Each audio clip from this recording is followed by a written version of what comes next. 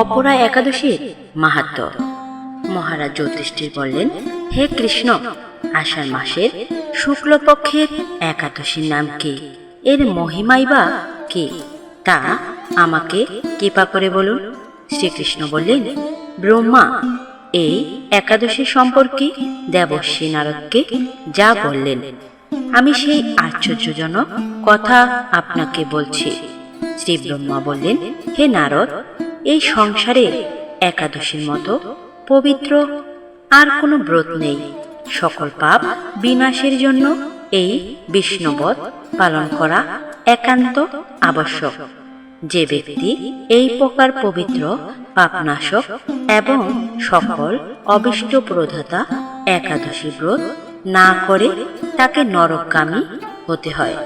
আষাঢ়ের শুক্লপক্ষের এই একাদশী শয়নী নামে বিখ্যাত। শ্রী ভগবান ঋষিকেশের জন্য এই ব্রত পালন করতে হয়। এই ব্রতের সম্বন্ধে এক মঙ্গলময় পৌরাণিক কাহিনী আছে, আমি এখন তা বলছি। বহু বছর পূর্বে সূর্যবংশে মাহাত্মা নামে একজন রাজর্ষি ছিলেন। তিনি ছিলেন সত্যপ্রতিজ্ঞ এবং প্রতাপশালী চক্রবর্তী রাজা। প্রজাদেরকে তিনি নিজের সন্তানের মতো পালন করতেন। সেই রাজ্য কোনো রকম দুঃখ, রোগ, ব্যাধি, দুর্ভিক্ষ, আতঙ্ক, খাদ্যাভ্যাস অথবা কোনো অন্যায় আচরণ ছিল না। এইভাবে বহুদিন অতিবাহিত হলো। কিন্তু এক সময় হঠাৎ দৈব দুর্বিপাকে ক্রমাগত 3 বছর সে রাজ্য কোনো বৃষ্টি হয়নি। দুর্ভিক্ষের ফলে সেখানে দেবতাদের উদ্দেশ্য দানমন্ত্রের সাহা, শ্রদ্ধা ইত্যাদি শব্দও বন্ধ হয়ে গেল। এমনকি বেদপাঠও ক্রমশ বদ্ধ হলো। তখন প্রজারা রাজার কাছে এসে বলতে লাগলো, মহারাজ, দয়া করে আমাদের কথা শুনুন। শাস্ত্রে জলকে নার বলা হয়, আর সেই জলে ভগবানের অয়ন অর্থাৎ নিবাস। তাই ভগবানের এক নাম নারায়ণ। মেঘরূপে ভগবান বিষ্ণু সর্বত্র বাড়ি বর্ষণ করেন। সেই বৃষ্টি থেকে অন্ন এবং অন্ন খেয়ে প্রজাগণ জীবন ধারণ করেন। এখন সেই অন্নের অভাবে প্রজারা ক্ষয়প্রাপ্ত হচ্ছে।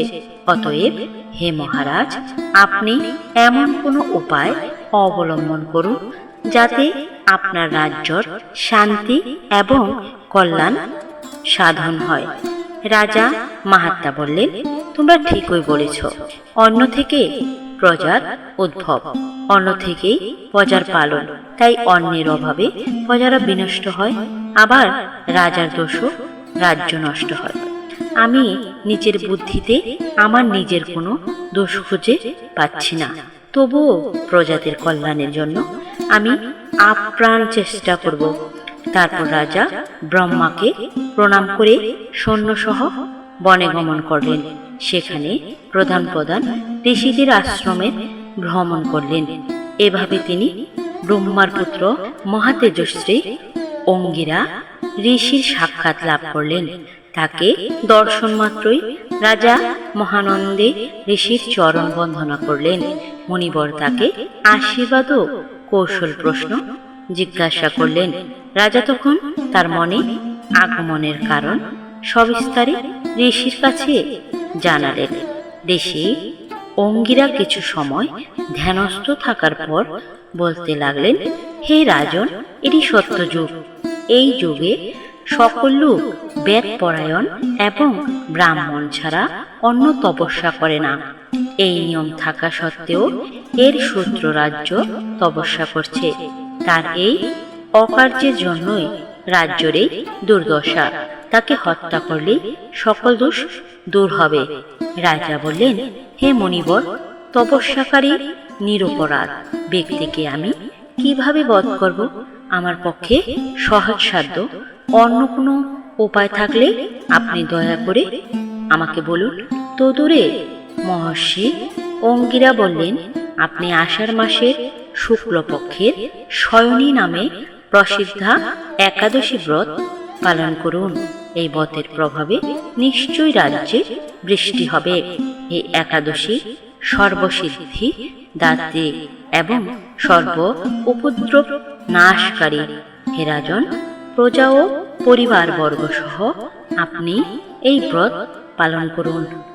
মুনিবরের কথা শুনে রাজা নিজেদের প্রাসাদে ফিরে গেলেন।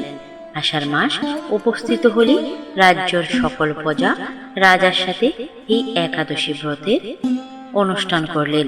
ব্রত প্রভাবে প্রচুর বৃষ্টিপাত হলো। কিছুকালের মধ্যেই অর্ণাভাব দূর হলো। ভগবান ঋষিকেশের কৃপায় প্রজাগণ সুখী হলো।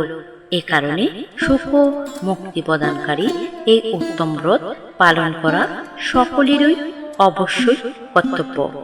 ভবিষ্যৎ পুরাণে জ্যোতিষ্ঠির শ্রীকৃষ্ণ তথা নারদ ব্রহ্মা সংবাদ রূপে এই মাহাত্ম্য বর্ণিত হয়েছে। জয় জয় শ্রী একাদশীর মাহাত্ম্যর জয়।